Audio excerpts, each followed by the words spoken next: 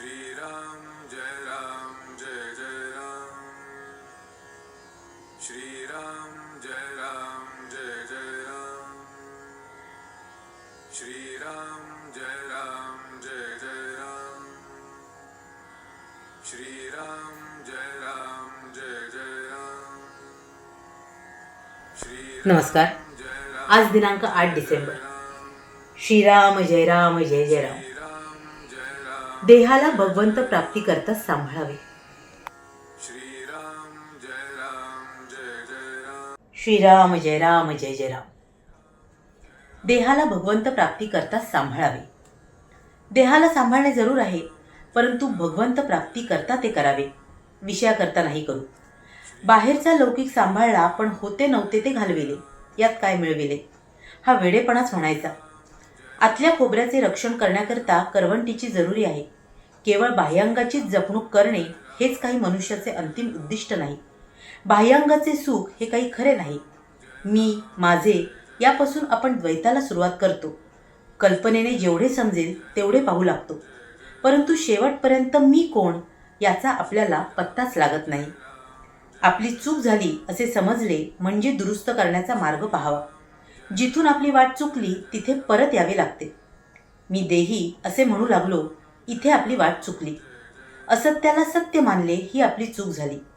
विषयामध्ये सुख आहे ही आपण कल्पना केली, त्याचा अनुभव आपण अनेक वेळा घेतला, तरी अजून आपली ही कल्पना खरी का खोटी हे आपल्याला कळत नाही.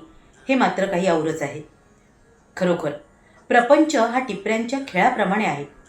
टिपऱ्यांच्या खेळात एकाला टिपरी दिली की तो लगेचच पुढच्या गड्यापाशी जातो. त्याचप्रमाणे हा प्रपंच स्थिर नसून सारखा बदलणारा आहे. आपले जन्म आणि मरण एक प्रकारे रोजच घडत असते. आपण निजलो, झोपी गेलो की मरण समजावे, आणि उठलो, जागे झालो की आपला जन्म झाला असे समजावे. एखाद्या तुरुंगात पुष्कळ कैदी असतात. कुणी काही केलेले असते हे खरे, तरी जे करू नये ते प्रत्येकाने केलेलेच असते ही गोष्ट निश्चित आहे. त्याचप्रमाणे जगात जे लोक दुःख भोगतात त्यांनी मागील जन्मी अमुक एक कर्म केले हे जरी समजले नाही, तरी जे करू नये ते त्यांनी केले आहे ही गोष्ट निश्चित. परंतु त्यामध्ये भगवंताने एक मोठी सोय करून ठेवली आहे. ती ही की जो देहाला विसरेल त्याला त्या दुःखाची जाणीव होणार नाही. जगातल्या दुःखाचा प्रश्न हा मानवी तर्काला समाधानकारकपणे न सुटणारा प्रश्न आहे. म्हणून त्याबद्दल फार विचार न करता जगातले दुःख शक्यतो कमी करण्याचा प्रयत्न करावा.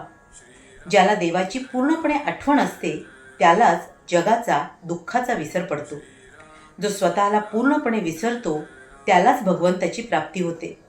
स्वतःला पूर्णपणे विसरायला भगवंताच्या नामात रंगून जाणे हा एकच उपाय आहे. जेवढ्या उत्कटतेने नाम घेऊ तितके अधिकाधिक आपण नामात गुंतले जाऊ. मग देहाची आठवण कशाला राहील? आपण नाम घ्यावे ते आपणच आपल्या कानांनी ऐकावे, आणि ते घेता घेता शेवटी त्यात स्वतःला विसरून जावे. हाच आनंदाचा मार्ग आहे. नाम अंतरात शिरले की देहाचा विसर पडतो. मग मी कोण आणि देव कोण हे आपोआप कळते. श्रीराम जय राम जय जय राम. श्रीराम जय जय राम आपल्या गुरुने दिलेलं हे जे सर्वश्रेष्ठ महान असं नाम आहे ते आपल्याला सातत्याने, अत्यंत निष्ठेने, चिकाटीने आणि प्रेमाने घेता येऊ.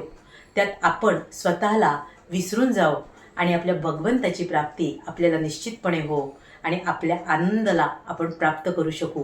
हीच त्या गुरुचरणी प्रार्थना. तुम्हा साऱ्यांसाठीच खूप सारी गुरु ब्लेसिंग्स. श्री स्वामी समर्थ. जय गुरुदेव. श्रीराम जय जय राम श्रीराम जय